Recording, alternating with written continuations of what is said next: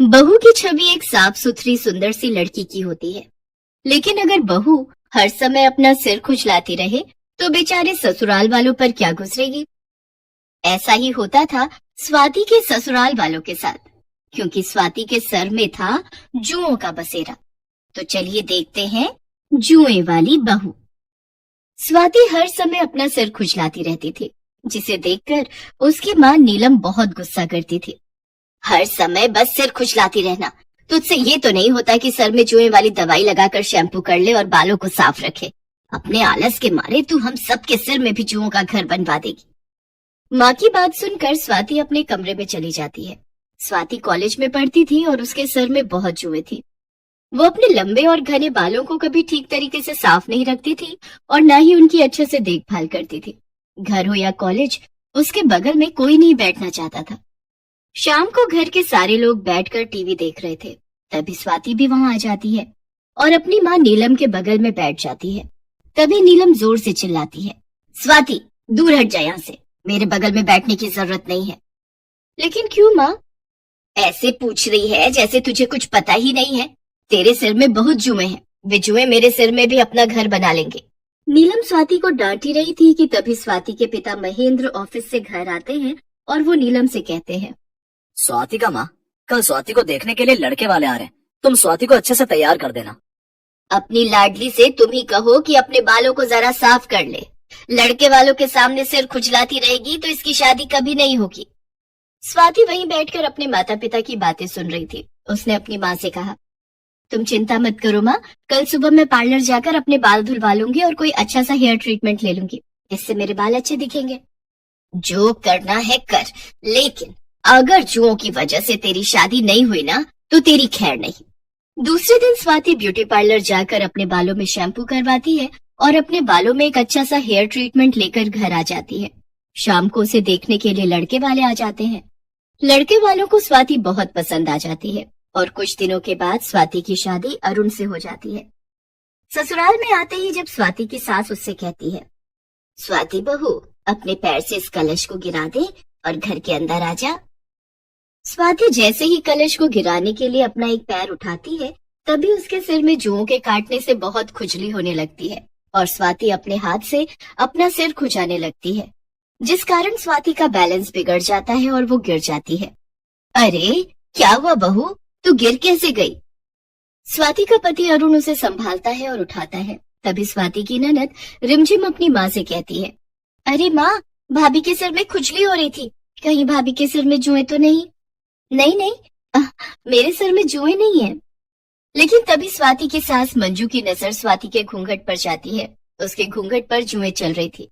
रिमझिम, तू सही कह रही थी, बहू के बालों में तो इतनी जुएं हैं कि वे घूंघट तक आ पहुंचे।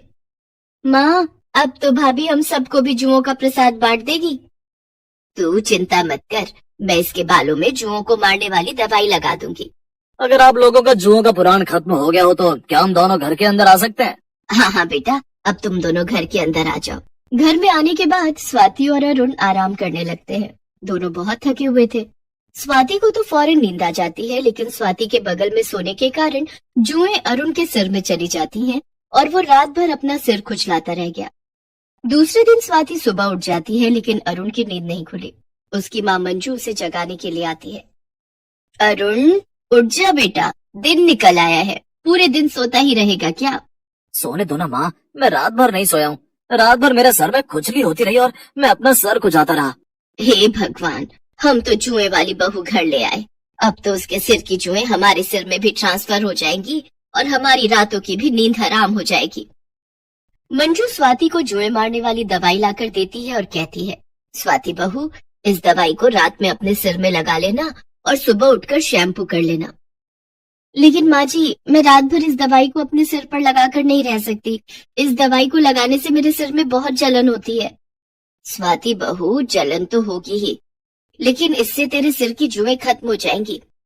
लेकिन स्वाति अपनी सास की नजर बचाकर उस दवाई को फेंक देती है और अपनी सास से झूठ बोल देती है कि उसने वो दवाई अपने सिर पर लगा ली है। कुछ दिनों के बाद स्वाति के ससुराल में कुछ रिश्तेदार खाने पर आने वाले थे। स्वाति बहू, बरेली वाले चाचा चाची जी और कानपुर वाले मौसा मौसी जी और उनके बच्चे सब कल हमारे घर आ रहे हैं। वो सभी खाना खाकर जाएंगे तो तू कुछ अच्छा सा डिश बना लेना। जी माँ जी, आप बिल्कुल फिक्र मत कीजिए, मैं उन सब के लिए बहुत बढ़िया सी कई तरीके की डिश बनाऊंगी। दूसरे दिन स्वाति रसोई में जाकर मेहमानों के लिए पकवान बनाने लगती है, लेकिन तभी उसके सिर में बहुत खुजली होने लगती है और वो आटा बेसन से सने हाथों से ही अपना सिर खुजलाने लगती है। हे भगवान, मेरा सिर तो फिर से खुजलाने लगा, इसे खुजलाकर कितनी राहत मिलती है। अपना सिर खुजलाते हुए ही स्वाति मेहमानों के लिए खाना बनाती है। दिन में जब सारे मेहमान घर पर आते हैं, तब स्वाति की सास मंजू स्वाति के कमरे में जाती है और स्वाति से कहती है, स्वाति बहू, बाहर रिश्तेदार आ गए हैं, तू बाहर आकर सबसे मिल ले और सर पर घूंघट रख कर आना। जी माँ जी, अभी आती हूँ। सर पर घूंघट तो रखना ही पड़ेगा, नहीं तो सारे लोग मेरे सर की जुएं देख लेंगे। स्वाति मन ही मन सोचती है, बाहर कैसे जाऊं, मेरे सर की जुएं तो मेरे सर को बहुत काट रही हैं। ओहो, कितनी खुजली हो रही है मेरे सर में। सबके सामने अपना सिर भी नहीं खुजा सकती, लेकिन अब जाना तो पड़ेगा ही, नहीं तो माँ जी नाराज हो जाएंगी। थोड़ी देर के बाद स्वाति अपने सिर पर घूंघट रखकर बाहर ड्राइंग रूम में आती है और सभी रिश्तेदारों के पैर छूकर उनके आशीर्वाद लेने लगती है कि तभी स्वाति के सिर से उसका घूंघट थोड़ा सा सरक जाता है और उसकी चाची सास उसके सर में जुएं चलते हुए देख लेती है। वो बहुत जोर से चीखती है, बहू तू दूर हट हट, मेरा पैर छूने की कोई जरूरत नहीं है। क्या हुआ चाची जी? तेरे सर में तो बहुत जुएं हैं, तेरे सर की जुएं हमारे सर में भी आ जाएंगी।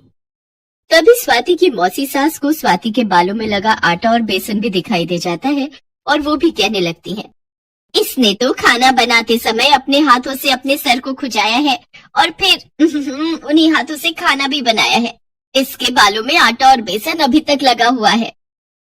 मंजू, अपनी बहू को थोड़ा साफ सुथरा रहना सिखा दो और जब इसके सर से जुएं चली जाएं तब हमें खाने पर बुलाना। तेरी बहू तेरे रिश्तेदारों का क्या स्वागत करेगी? वो तो अपने सिर में जुएं के रिश्तेदारों को दावत पर बुलाए बैठी है।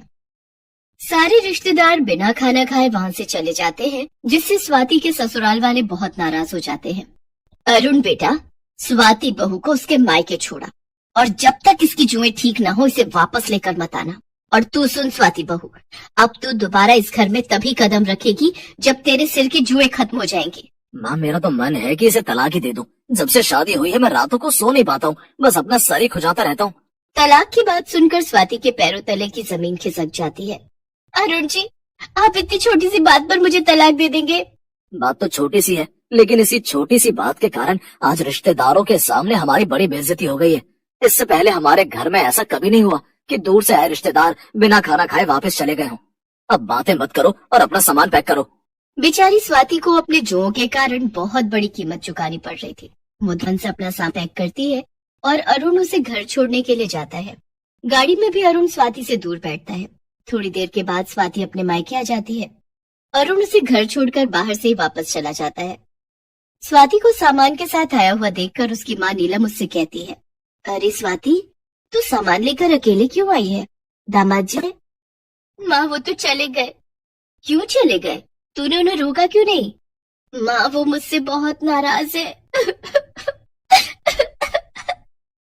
इतना कहकर स्वाति रोने लगती है और अपनी माँ के गले लगने के लिए आगे कदम बढ़ाती है। दूर हट, मेरे पास मत आना। तेरे सर में बहुत जुएं हैं, मुझे तेरी जुएं नहीं चाहिए। माँ, अब तुम भी मेरे साथ ऐसा करोगी? पहले ये बता कि ऐसा क्या कर दिया तूने कि दामाद जी इतने नाराज हो गए। तब स्वाति ने अपनी माँ नीलम को सारी बात बताई, जिसे सुनकर नीलम ने कहा, क्या बात तलाक तक आ पहुंची? मैं तुझसे पहले ही कहती थी कि अपने सिर में जुएं वाली दवाई लगाए कर, लेकिन तूने मेरी बात नहीं मानी। देख स्वाति, अगर जुओं की वजह से तेरी शादी टूटी तो मैं तुझे इस घर से भी निकाल दूंगी।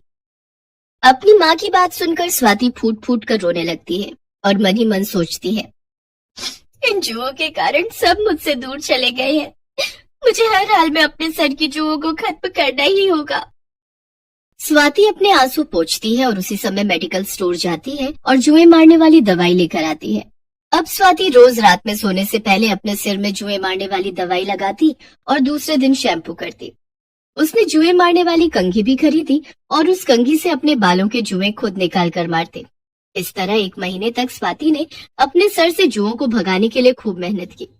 1 महीने के बाद स्वाति के सर से सारी जुएं चली गई थी। उसने अपने पति अरुण को फोन करके ये बात बताई।